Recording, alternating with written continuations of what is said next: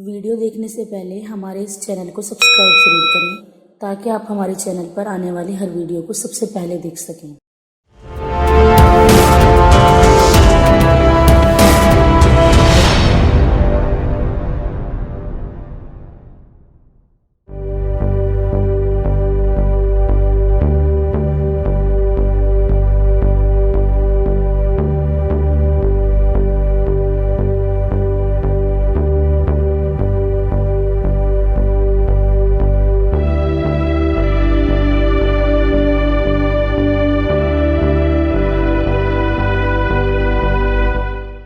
नमस्कार, आदाब। आलमी टीवी में आपका स्वागत है। मैं हूं आपके साथ मसरूर फैज़ी। हम भारत के लोग नज़रिया देश का हमारे इस खास कार्यक्रम में हम आप सभी का स्वागत करते हैं। आज जो हमारा मौजू है, हम बात करेंगे हाथरस में हुए सानहे पर। हाथरस में जो दरिंदगी का हादसा पेश आया है, जो सानहा पेश आया है, उसको लेकर मुल्क भर में आवाज़ें उठी। मुल्क भर में लोगों ने उस दरिंदगी को, उससे गैर इंसानियत सोच वाक़ियों को लेकर मजम्मत की है। हम इस पर चर्चा करेंगे, लेकिन हम आपको बता दें कि इस मौके पर ख़ास चीज़ जो इस बार सामने आई है वो ये है, देश भर में कहा जा रहा था कि अपोजिशन गायब सी हो गई है। इस वाक़े को लेकर अपोजिशन को हमने पहली बार सड़कों पर भी देखा। अपोजिशन ने लोगों से न सिर्फ सरकार के खिलाफ बल्कि वहां जाने की कोशिश की, उनसे बात करने की कोशिश की। हालांकि उन्हें गिरफ्तार किया गया, उनके साथ ज्यादतियां हुई, उस पर भी हम चर्चा करेंगे। तो हम आपको बता दें कि आज हमारे साथ इस पर चर्चा करने के लिए दो खास मेहमान हैं। हमारे साथ मौजूद हैं अजीज़ बरनी साहब, जो किसी तारुफ के मोहताज नहीं है। भारत में उर्दू सहाफ़त को जो मकाम व मर्तबा मिला है, उस मकाम व मर्तबा को दिलाने में अहम रोल अदा करने वाले एक नाम भारत में जो वाहिद नाम निकल कर सामने आता है वो अजीज़ बरनी साहब का नाम है, जो कि साबिक़ एडिटर राष्ट्रीय सहारा ग्रुप के रहे हैं, फाउंडर भी रहे हैं राष्ट्रीय सहारा के। उसके अलावा इन्होंने मुतअद्दिद किताबें भी लिखी है और उर्दू अखबारात में इनके कॉलम भी छपते रहते हैं। हम उनसे चर्चा करेंगे। एक और मेहमान हमारे साथ मौजूद हैं, नीलम एम सिंह, सीनियर जर्नलिस्ट हैं, उसके अलावा सोशल एक्टिविस्ट भी हैं, उसके अलावा ख़वातीन के लिए, महिलाओं के लिए आवाज़ उठाती रहती हैं, इसके अलावा पॉलिटिकल एनालिस्ट भी हैं। तो हम उनसे भी इस मौजू पर चर्चा करेंगे। अजीज़ बरनी साहब, सबसे पहले तो हम आपसे ये जानना चाहेंगे कि यूपी में जो हादसा पेश आया, बहुत ही कहें कि बहुत ही शर्मिंदगी वाला हादसा है, लेकिन इसके बावजूद यूपी हुकूमत की अगर हम बात करें तो वो पूरी तरह से इस हादसे को लेकर नाकाम रही है। पहले भी लॉ एंड ऑर्डर का मसला जो है यूपी में उठता रहा है, बार बार उसको लेकर बातें होती रही हैं, लेकिन इस वाक़े में क्योंकि स्टेटमेंट आपने देखा होगा कि बार बार उनका बदलता रहा। पहले उन्होंने जो है SIT गठन किया, फिर दबाव आया तो उसके बाद उन्होंने CBI की जाँच रखी, उससे पहले कुछ ऑफिसर सस्पेंड किए। तो इस तरह का अभी फिर एक नई चीज़ आ गई है, 4 लोगों को गिरफ्तार कर लिया। कहा जा रहा है कि बाहर से फंडिंग हो रही है। तो यूपी हुकूमत आप किस तरह देखते हैं, कितनी नाकाम रही है इस मामले को लेकर? क्योंकि यूपी हुकूमत नाकाम रही है या यूपी हुकूमत अपने मकसद में कामयाब रही है, इन दो जावियों से पूरे मामले को देखना होगा। जहाँ तक सवाल नाकामी का है, हादसा रेप केसेस हिंदुस्तान भर में होते रहे हैं, ये कोई पहला मौका नहीं है।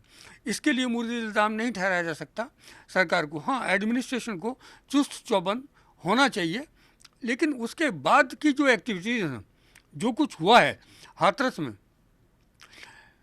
उस लड़की के घर को घेर लेना, आधी रात को 29 सितंबर को उसको नज़र आतिश कर देना, वो ज़िंदा थी या उसकी मौत हो चुकी थी, उसके घर वालों को उसकी लाश का न दिखाया जाना, ये सारे के सारे एक ऐसे सवाल हैं जो सरकार की नाकामी की तरफ इशारा नहीं करते, बल्कि सरकार के इरादे पर एक सवालिया निशान खड़ा करते हैं। जहाँ पुलिस अपने आप नहीं पहुँची थी, 150-200 लोग अगर अहाता किए हुए थे उस घर का और रोके हुए थे तमाम लोगों को वहाँ जाने से, चाहे वो इलाके के लोग हों, पॉलिटिशियन हों, मीडिया हो, क्या छुपाना चाहती थी सरकार? महज नाकामी की बात, या इसके अलावा जो कुछ उनके अंदेशे थे? क्या उनको लगता था कि जाति दंगा भड़क सकता है इस मामले को लेकर? जिस तरह के बयानात दिए वहाँ आलादात के लोगों ने, उनके संगठनों ने, वो इस बात का इशारा करते हैं कि अगर दलित संगठनों की तरफ से भी इसी तरह की आवाज़ बुलंद की जाती तो हालात मज़ीद ख़राब हो सकते थे। आपने बहुत सारे सवाल एक साथ कर दिए, बल्कि हाथरस के को लेकर जितनी बातें की जा सकती थी वो सारी बातें आपने पहले ही सवाल में कर दी। जहाँ तक फंडिंग का ताल्लुक़ है, इसमें हमें सोचना पड़ेगा कि ये फंडिंग का मामला कब सामने आया।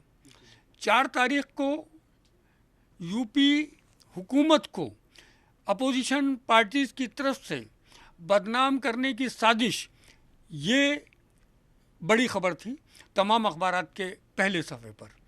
उसके अगले दिन सुप्रीम कोर्ट का बयान कि हाथरस का वाक़या इंतहाई दर्दनाक है और ऐसा पहले कभी नहीं हुआ। उसके अगले दिन फंडिंग की बात सामने आई। तो क्या सुप्रीम कोर्ट के बयान के बाद ऐसा लगा कि इसके अंदर अब बचाव का रास्ता नहीं है और तलाश किया गया कि क्या कोई फॉरेन हैंड है? फिर 4 नौजवानों की गिरफ्तारी अमल में आई।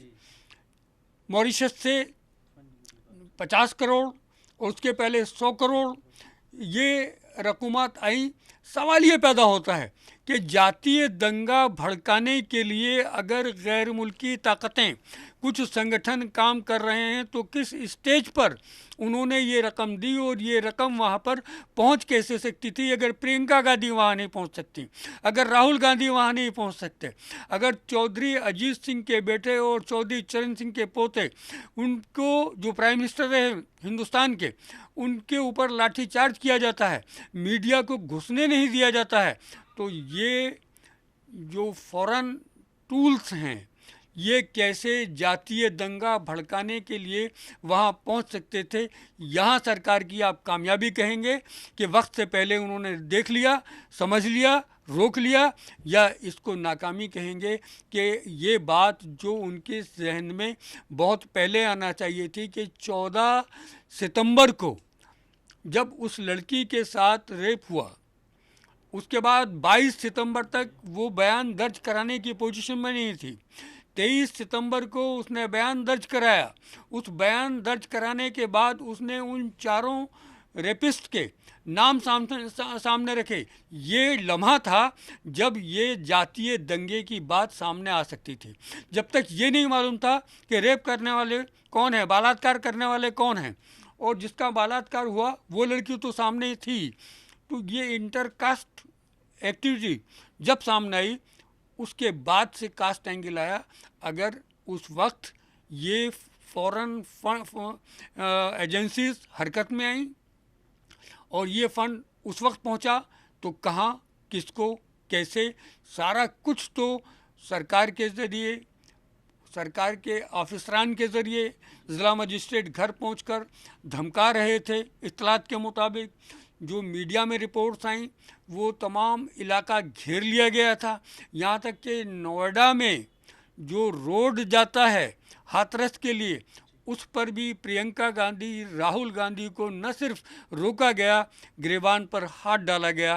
प्रियंका गांधी के एक मेल पुलिस ऑफिसर के ज़रिए धक्का दिया गया, राहुल गांधी को ज़मीन पर गिर पड़े। इनके अलावा राष्ट्रीय लोकदल के अजीत सिंह के बेटे, उनके ऊपर तो बाकायदा लाठीचार्ज हुई। जहां रिनोन पर्सन्स के साथ इस तरह के हादसा पेश आ रहे हैं, कैसे कोई फंडिंग के लिए, जातीय दंगा भड़काने के लिए वहां तक पहुंचता है, इस पर क्लैरिफिकेशन तो चाहिए ही।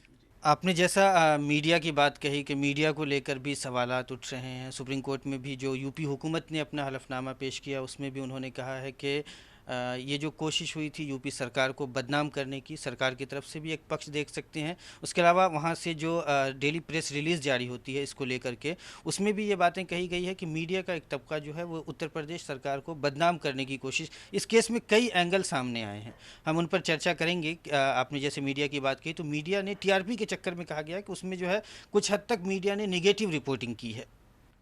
जब मीडिया सुशांत सिंह का केस उठाता है TRP के लिए, कंगना रानावत का केस उठाता है TRP के लिए, तब वो प्रो नेशनल होता है। जो चीज़ें सरकार को सूट करती हैं मीडिया की, उनके अंदर TRP का मैटर नहीं होता। जबकि आज ये सारा हिंदुस्तान जानता है कि TRP के लिए एक ख़ास सरकार के पसंदीदा चैनल ने क्या अमल किया। मुंबई पुलिस ने इस बात को पूरी तरह से सामने रख दिया है। तो आपको हाथरस के अंदर TRP एंगल दिखाई दे रहा है? TRP एंगल को लेके आपने कहा तो खासकर यही बात निकल के आ रही है कि आपने कहा, मैंने नहीं कहा। नहीं, TRP एंगल, जी जी, TRP एंगल सरकार देख रही है।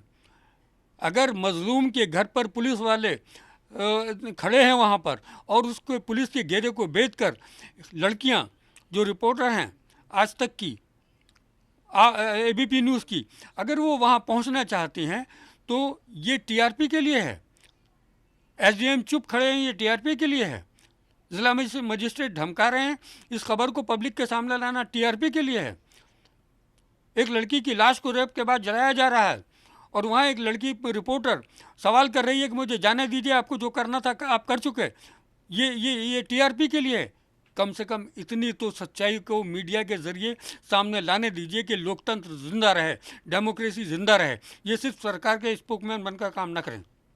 हमारे साथ इस वक्त मौजूद हैं नीलम M सिंह। आइए हम उनसे जानते हैं, चूँकि वो महिलाओं के हुकूक़ के लिए भी आवाज़ उठाती रही हैं, ख़वातीन के हुकूक़ के लेकर भी वो बात करती रही हैं और पॉलिटिकल एनालिस्ट भी हैं। तो हम उनसे जानने की कोशिश करते हैं, यूपी में जो पेश आया एक बदनुमा दाग कह सकते हैं हम उसको, मुआशरे का, समाज का एक बदनुमा दाग कह सकते हैं। इस तरह का वाक़या जो एक धब्बा की तरह कह सकते हैं हमारे समाज के लिए है, वो पेश आया और उसके बाद लड़की की लाश को जला गई। जैसा कि अजीज़ बर्डी साहब ने भी कहा कि लड़की की लाश को जला दिया गया। घर वालों को अभी ये हालत है, मैं एक रिपोर्ट पढ़ रहा था, उसमें कहा गया है कि लड़की के घर वाले यहाँ तक कह रहे हैं कि उनको जहर दे दिया जाए, वो अपने लिए मौत मांग रहे हैं। ये इस तरह का वाक़या पेश आता है तो ये कितने शर्मनाक है। किस तरह से आप लोग इसे इन मसाइल से लोगों को उबारने की, महिलाओं को सशक्त करने की कोशिश करती है?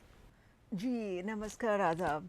पहले तो आपने मेरे को इस कार्यक्रम में बुलाया, इसके लिए आपका बहुत बहुत धन्यवाद।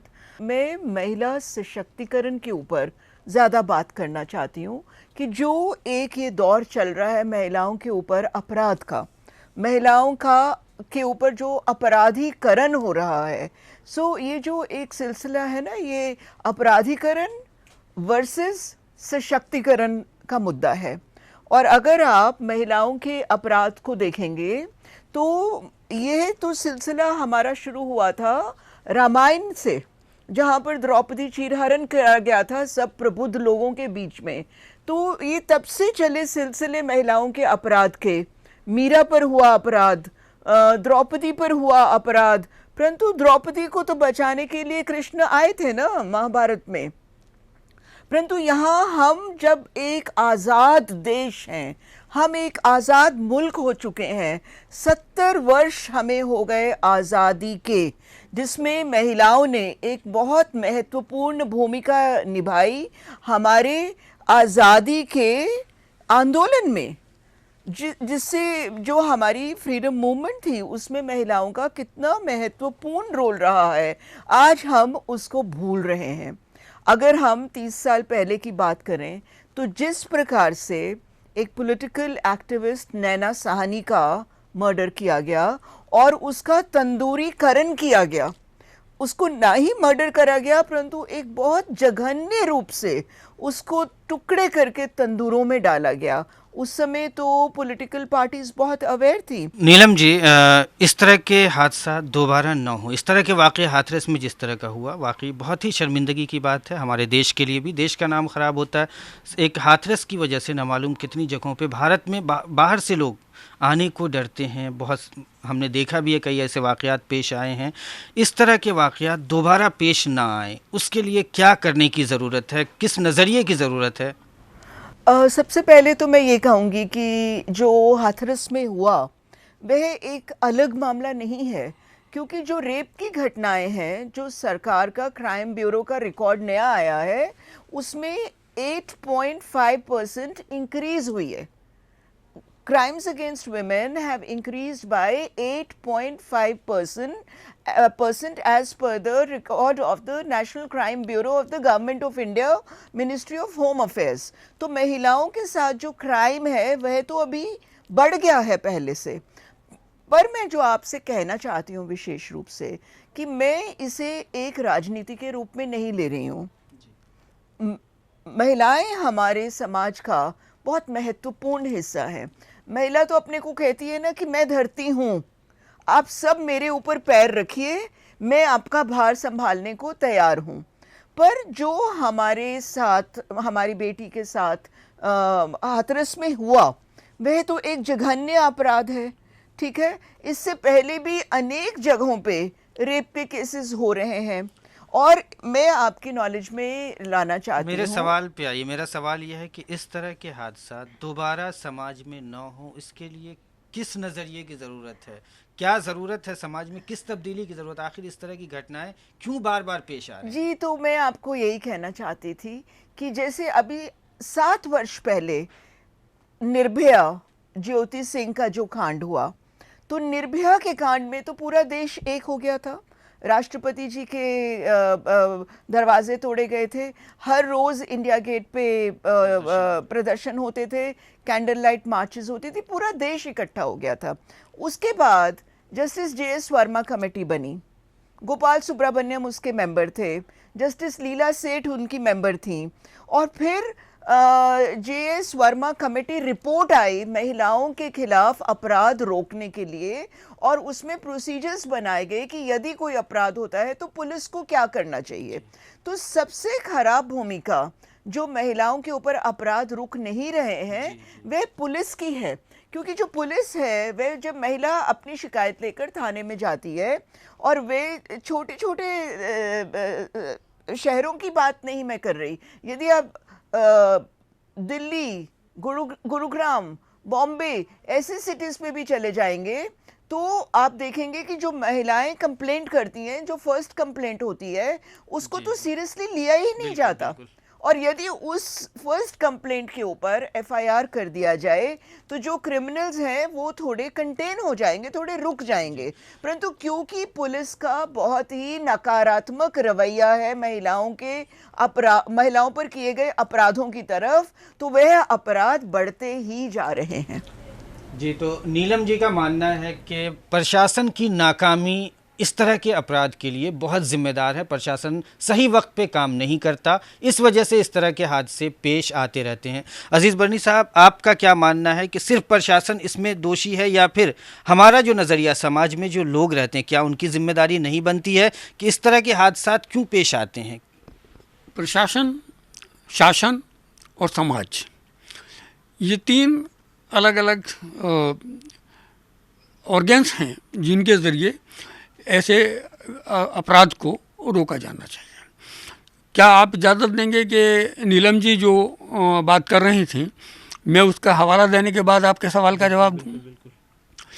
नीलम जी ने तंदूर कांड सामने रखा, बेहद विभत्स था, इसमें कहीं कोई दो राय नहीं है। इसके पहले कुलदीप सेंगर, कुछ ही रोज़ पहले की बात है, भारतीय जनता पार्टी के लीडर, जो कुछ उनके ज़रिए हुआ बहुत शर्मनाक था। कठुआ में आसिफा के साथ जो हुआ बेहद शर्मनाक था। ऐसे बहुत से वाक़यात को सामने रख सकते हैं हम, लेकिन जब हम महाभारत और रामायण से तस्करी की शुरुआत करते हैं तो फिर हमें ये देखना होगा कि हाथरस की इस लड़की का केस कहाँ अलग है, उस बात को देखना बेहद ज़रूरी है। क्या सुप्रीम कोर्ट ने संज्ञान लेकर जो बयान दिया कि ये विभत्स और पहले से अलग है, औरों से अलग है, तो क्या हम उसी क्रम में इसको देखेंगे? उससे आगे की बात अब मैं आपके सवाल पर कहना चाहूँगा कि शासन, प्रशासन या समाज, कौन दोषी है? सबसे पहले शासन को हम देखेंगे। किसके शासन काल में अपराध ज़्यादा होते हैं? उत्तर प्रदेश की बात करेंगे तो मायावती एडमिनिस्ट्रेशन के मामले में ज़्यादा सख्त थी और तारीफ़ की जाती थी उनके एडमिनिस्ट्रेशन की। इस तरह के वाक़यात मायावती के मुकाबले में कुछ ज़्यादा, लेकिन आदित्यनाथ जी के वाक़े से कुछ कम।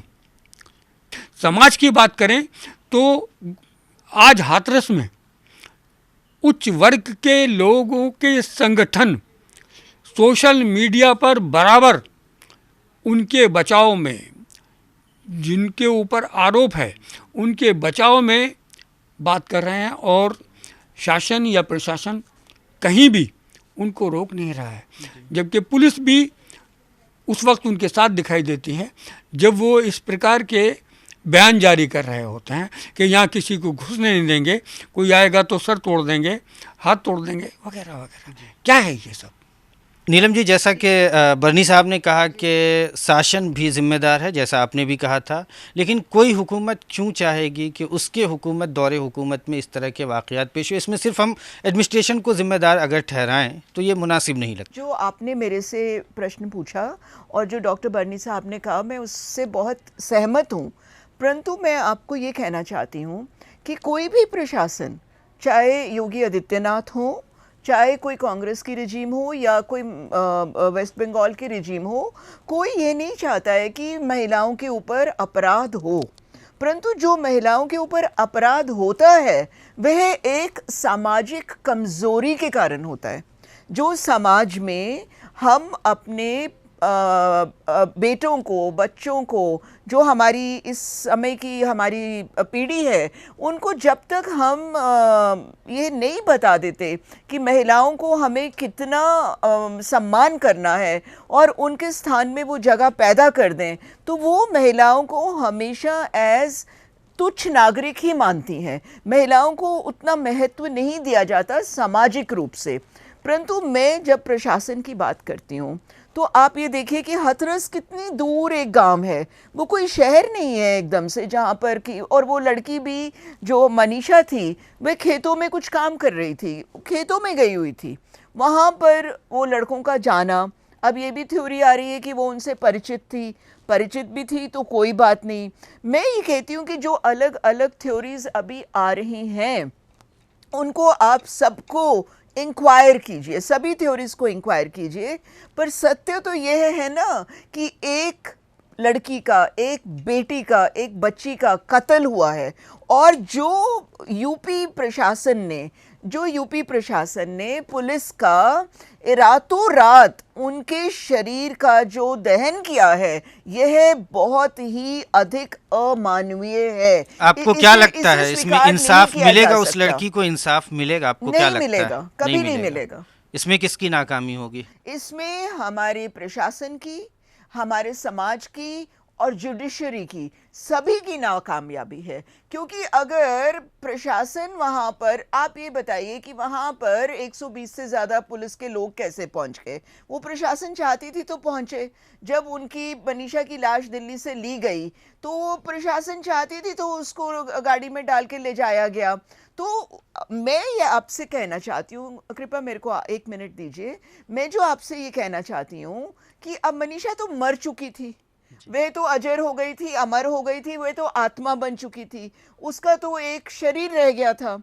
और हमारे हिंदू समाज में या हमारे हिंदू धर्म में आप देख लीजिए कि किसी भी व्यक्ति का दाह संस्कार रात के समय नहीं किया जाता, ये तो सभी कह रहे हैं। और क्या जल्दी थी, उस लड़की की लाश को उसके माता पिता को दे देते। प्रशासन ने क्यों इस तरह करा? शायद प्रशासन ये नहीं जानती थी कि वे सब चीज़ें कैमरा में रिकॉर्ड हो रही हैं और यह एक बाद में बहुत बड़ा मुद्दा बन जाएगा। उन्होंने यह सोचा था कि एक गरीब लड़की है, मर गई है, इसको रातों रात जला दो, ये कहानी दब जाएगी। और मैं चाहती थी कि ये कहानी दब जाए तो ज़्यादा अच्छा रहता, क्योंकि आज जो समाज में इतना ध्रुवीकरण हो रहा है वह इसीलिए हो रहा है क्योंकि वह गरीब लड़की थी, वह बड़े बड़े वकीलों को नहीं रख पाए उसके माता पिता, और प्रशासन ने जो पूरा जोर लगा दिया।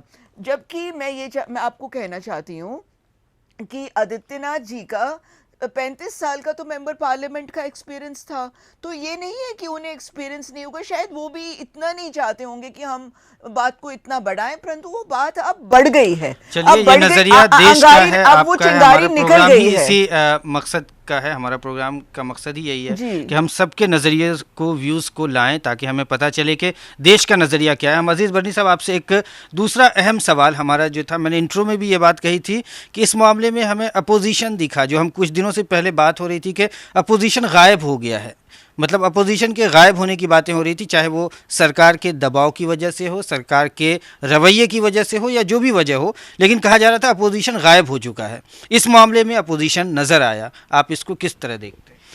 मीडिया की मेहरबानी की नज़र से। इससे पहले मीडिया की मेहरबानी नहीं हुई, शायद आकाओं का आदेश नहीं था कि कवरेज दें, और शायद अगर एक, जैसे कि मेरे तारुफ में आपने कहा कि मैं जर्नलिस्ट रहा हूँ, आज भी जर्नलिस्ट हूँ, एक जर्नलिस्ट की अप्रोच डिफरेंट होती है। जब एक बड़ी खबर सामने आती है तो छोटी खबरें अंदर के पेज पर चली जाती हैं। इस वक्त की सबसे बड़ी खबर थी किसान आंदोलन, किसान बिल, किसान एक्ट, और उसके बाद किसानों का जो इसके ऊपर धरना प्रदर्शन, रेल रोको, रोड रोको आंदोलन था। ये सरकार के लिए बहुत बड़ा और बहुत दूर तक मैसेज जाने वाला था। इसी पीरियड में बाबरी मस्जिद डिमोलिशन के मामले में जो 28 लोगों को बाइज्जत बरी कर दिया गया, ये भी एक बहुत बड़ा मामला था और इस पर भी देर तक एजिटेशन चल सकते थे।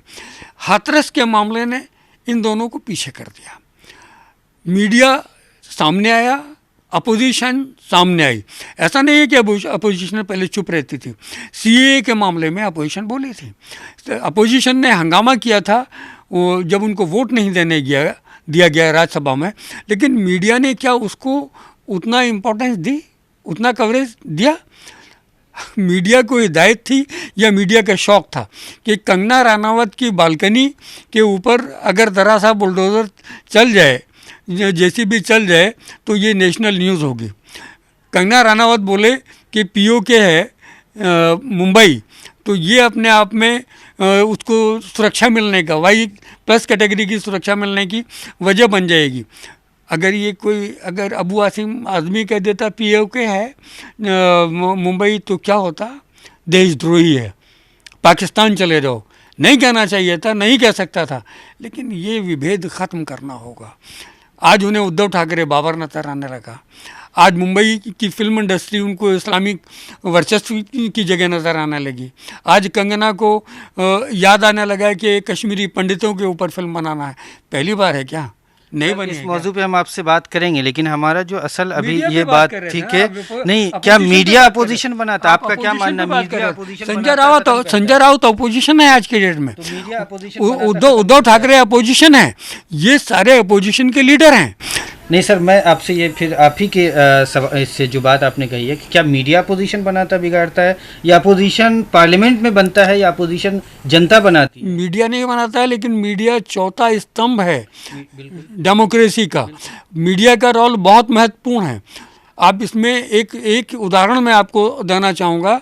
जब पंडित जवाहरलाल नेहरू लाल किले की सीढ़ियों से झंडा फहराकर स्पीच देकर नीचे उतर रहे थे, तो उनके कदम लड़खड़ाए। पंडित दीनदयाल जी ने उनको रोका। पंडित जवाहरलाल नेहरू ने सहारा दिया कि दीनदयाल जी, अगर आप मुझे न रोकते तो मैं गिर जाता। उन्होंने कहा कि नहीं, मैंने कोई एहसान नहीं किया। जब राजनीति लड़खड़ाएगी, साहित्य, पत्रकार उसे संभाल लेंगे। तो ये साहित्य का और पत्रकारों का रोल है कि उन्हें सामने आना चाहिए था। किसान बिल पर भी इसी तरह सामने आना चाहिए था, जिस तरह हाथरस में सामने आए। सीए पर भी इसी तरह सामने आना चाहिए था।